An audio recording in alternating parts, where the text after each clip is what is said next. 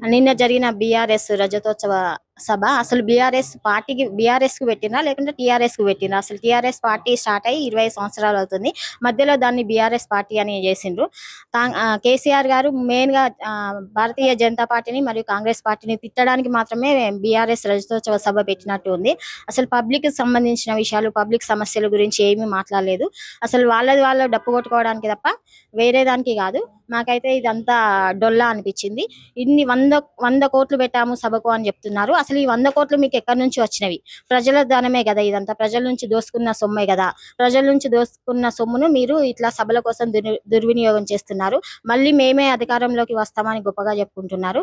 మీరు అధికారంలోకి రావడం అనేది కల్లా. ఎందుకంటే మీ 10 సంవత్సరాల మీ పాలన ప్రజలను ప్రత్యక్షంగా చూసినారు. మొత్తం అన్ని స్కామ్లే. కాళేశ్వరం స్కామ్ కానీ, లిక్కర్ స్కామ్ కానీ, అదేంటి భగీరథ స్కామ్ కానీ, బతుకమ్మ చీరల స్కామ్ కానీ, మీ ప్రభుత్వ పాలనలో ప్రజలు విసికి వేసారి కాంగ్రెస్ పార్టీకి ఓటు వేయడం జరిగింది. ఇంకా ముందు రోజుల్లో కూడా మీరు అధికారంలోకి వస్తారనేది కూడా కల్లా అని చెప్పవచ్చు. ఎందుకంటే ప్రజలకు పూర్తి విశ్వాసం అనేది మీ బీఆర్ఎస్ పార్టీ మీద పోయింది. కాబట్టి మీరు ఫామ్ హౌస్ లకే పరిమితమై ఉంటారని ప్రజలు నమ్ముతున్నారు. ఇక ముందు నుంచి కూడా మీరు ఫామ్ హౌస్ లోనే ఉంటారు. ప్రజల్లోకి వచ్చి సేవ చేసుకునే అదృష్టం మీకు ఎలాగూ లేదు. ప్రజలు అన్ని గమనిస్తూ ఉన్నారు. ఇంకా ఏమన్నారంటే నన్ను అసెంబ్లీకి వచ్చి మాట్లాడమని చెప్తున్నారు. ప్రతి ఎమ్మెల్యే అనే వాళ్ళు ఎవరైనా కానీ అసెంబ్లీకి కంపల్సరీ వస్తారు. ఎందుకంటే అది వాళ్ళ వృత్తి ధర్మము. మీరు ఫామ్ హౌస్లోనే వండుకొని వాళ్ళ మీద వీళ్ళ మీద అవాకులు చవాకులు పేలడం కాదు. ఏదైనా ఉంటే ధైర్యంగా ప్రజల కోసం మాట్లాడండి, ప్రజల సమస్యల గురించి మాట్లాడండి.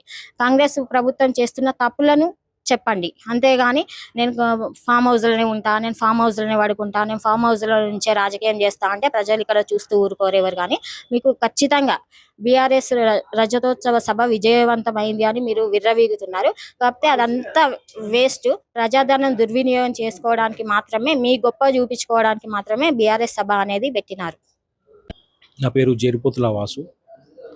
నిన్న జరిగినటువంటి మరి వరంగల్ టీఆర్ఎస్ బీఆర్ఎస్ సభ రజతోత్సవాలు అని చెప్పి ఒక పెద్ద సభ పెట్టినారు. ఆ సభలో వాస్తవానికి పసలేదు. మళ్ళీ అందులో చూసుకున్నట్టయితే అసలు టీఆర్ఎస్ పుట్టి 20 సంవత్సరాలు అవుతుంది కదా. అంటే మరి టీఆర్ఎస్ పుట్టి 20 సంవత్సరాలు అవుతుంది, మరి బీఆర్ఎస్కు మారి ఎన్ని సంవత్సరాలు అవుతుంది? అసలు టీఆర్ఎస్ది చేసిరా బీఆర్ఎస్ చేసిరా అనే అర్థం లేని అయోమయంలో ఉన్నారు, పబ్లిక్ ఉన్నారు. కేసీఆర్ గారు ప్రభుత్వం మన ఫెయిల్ అయింది అన్నిట్లో ఫెయిల్ అయింది అని చెప్తారు. అసలు ఫెయిల్ అయింది మీరు. ఫెయిల్ అయితేనే కదా వేరే వాళ్ళకు ఛాన్స్ వచ్చి వేరే వాళ్ళు పాస్ అయ్యారు.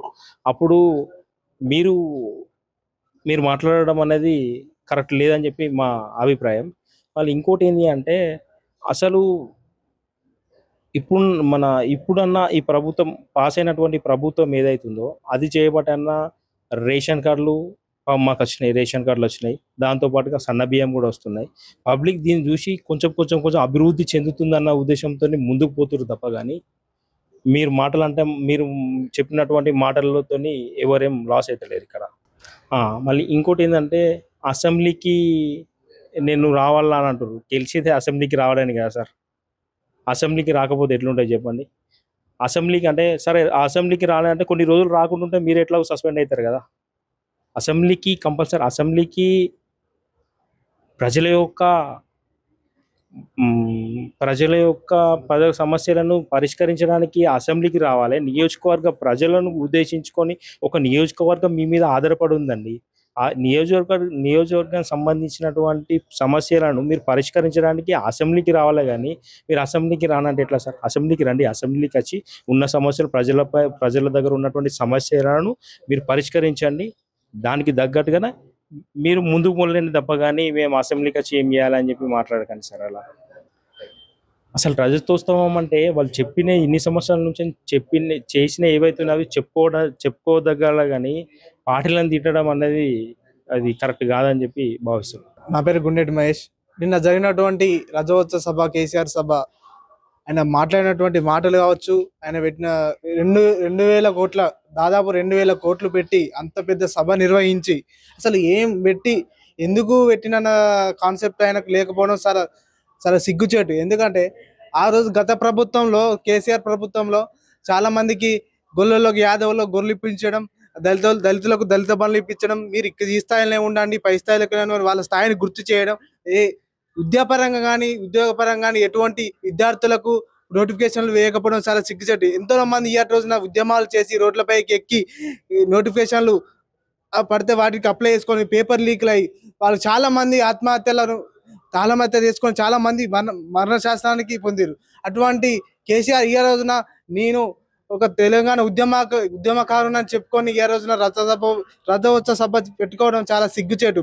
నేను జరిగినటువంటి సభలో చాలా మందికి మందులు పోసి చాలా మందికి పైసలు ఇచ్చి తరిమి ఈ రథ సభ నిర్వహించి చాలా మూగ జంతువును చంపి అలాగే 2 ప్రాణాలను బలి కొనడం జరిగింది.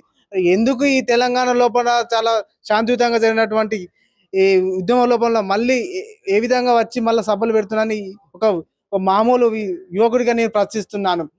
ఈ రోజు ప్రభుత్వం కావచ్చు యువ వికాసం అని పెట్టి యువకులకు యువ వికాసం కల్పించి వాళ్ళ ఒక నైపుణ్యంగా ఒక స్థాయిలో ఉండాలని చెప్పి కాంగ్రెస్ ప్రభుత్వం చేరే విధంగా ఆ దిశగా అడుగులు వేస్తుంటే దానికి ఈ రోజున కాళ్ళల్లో కట్టబెట్టే విధంగా ఈ కేసీఆర్ ప్రయత్నిస్తున్నారని చెప్పడం జరుగుతుంది.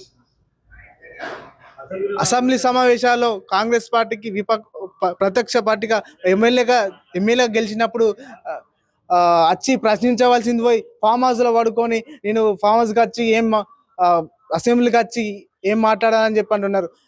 ఒక ఎమ్మెల్యేగా గెలిచి అసెంబ్లీ సమావేశం చాలా చిగ్గుచేటు. మాలాంటి యువకులకు ఇస్తే మేమన్నా పోయి ప్రతిపక్షంగా మేము ప్రశ్నిస్తాం కదా, దానికి ఎలిజిబుల్ అన్నా లేకపోవడం చాలా సిగ్గుచేటు. ఫామ్ హౌస్ లో పడుకొని అది గొర్రెలను మేపలో నేను రైతు కొడుకును అని చెప్పుకోవడం కాదు. ప్రజల తరపున నువ్వేం ప్రశ్నించావని ఈ రోజున నేను ఒక యువకుడిగా నేను అడుగుతా ఉన్నా. ఏం ప్రశ్నించినావు? తెలంగాణకు ఏం తెచ్చినావు? ఒక ఉద్యమకారణం అని చెప్తా ఉన్నావు.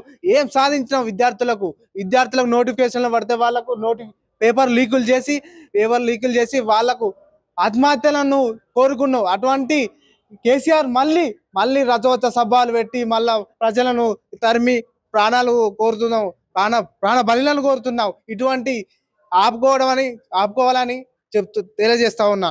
కేసీఆర్ నిన్న సభ పెట్టి 200 కోట్లు మీరేమన్నా చెప్తారు కావచ్చు అని మాలాంటి వాళ్ళు చూస్తే ఎంతసేపు పక్క పార్టీ వాళ్ళకి వాళ్ళు ఇది చేసిండు అది ఫెయిల్ ఇది ఫెయిల్ అన్నారు. కాబట్టి అసలు మీ పార్టీలో ఏం చేసిండు? ఇంత 10 సంవత్సరాల ఏం చేసిండు అది చెప్పుకోవాలి. కానీ పక్క వాళ్ళు అది చేసిండు ఇది చేసిండు, వాళ్ళు ఫెయిల్ అయ్యిండు వీళ్ళు ఫెయిల్ అయ్యిండు.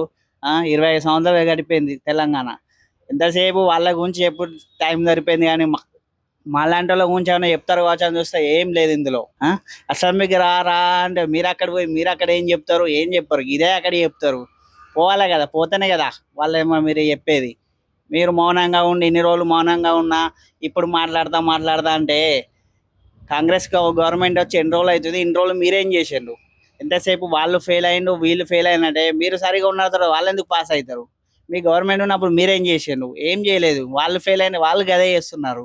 ఎవరి పని వాళ్ళు చేసుకుంటున్నారు అంతే. ఇందులో కేసీఆర్ ఏమో చెప్తారు కావచ్చు, సభ పెట్టిండు 200 కోట్లు ఖర్చు పెట్టి సభ చేస్తున్నారు అది అన్నారు. అందులో ఏం లేదు. అందరు సభకు వచ్చిన వాళ్ళందరూ మనిషికి డబ్బులు ఇచ్చి సభకు తీసుకొచ్చుకున్నాం అంత బెంచి ఏం చేసింది ఏం లేదు. అది సభ పెట్టే కన్నా మాలాంటి వాళ్ళకు పేదవాళ్ళకు ఆ డబ్బైనా డొనేట్ చేస్తే మంచిగా ఉంటుంది. ఫామ్ హౌస్లో ఉంటున్నావు, ఎమ్మెల్యే గెలిచి ఏం లాభం? ఎంతసేపు గజ్వేల్లో ఉంటున్నావు.